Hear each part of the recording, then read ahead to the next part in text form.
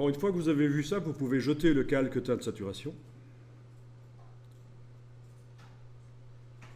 Et on va ajouter un autre calque qui s'appelle, un autre calque de réglage, qui s'appelle courbe de transfert de dégradé.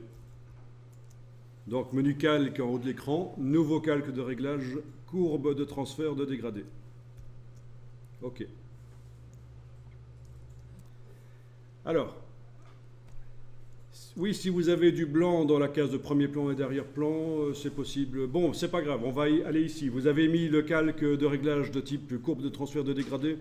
Dans le panneau propriété, vous allez à cet endroit-ci et vous allez choisir par exemple le dégradé noir et blanc.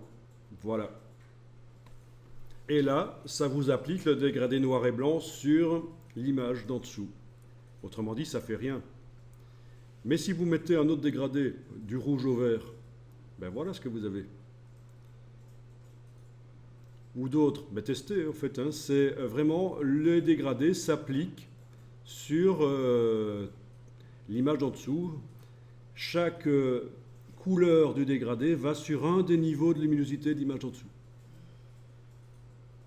Et ça peut être très sympa. Parfois, il faut cocher la case inversée pour qu'on retrouve quelque chose qui ressemble à l'original.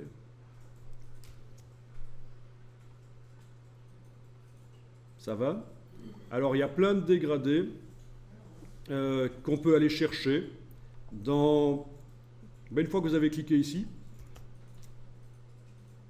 dans le petit menu ici, vous le voyez, vous avez des bibliothèques de dégradés qui sont disponibles ici.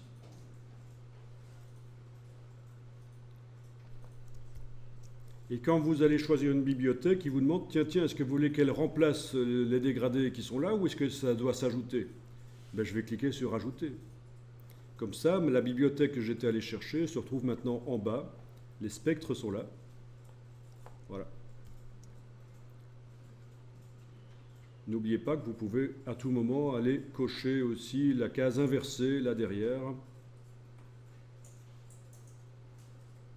Voilà. Bon. Tramage, ça sert à quoi? Alors, tu as vu tramage? Au-dessus d'inverser. Ah oui, tramage. Ça, c'est un système quand on met les dégradés. Ça existe aussi avec l'outil dégradé, quand on met manuellement le dégradé. C'est l'option simuler. Alors, je vérifie quand même pour être certain que c'est bien ça. Oui, donc ça ne fait rien du tout. C'est bien ça, en fait, c'est l'option simuler. Et ça, c'est pour faire en sorte que les dégradés purs qu'on imprime n'aient pas de bande quand on imprime. Ça, en fait, sans qu'on le voie, ça amène de la complexité dans le dégradé. Alors, je vous explique. Donc, vous avez vu que ça existe aussi quand on utilise l'outil dégradé, on a la possibilité de cocher l'option simuler.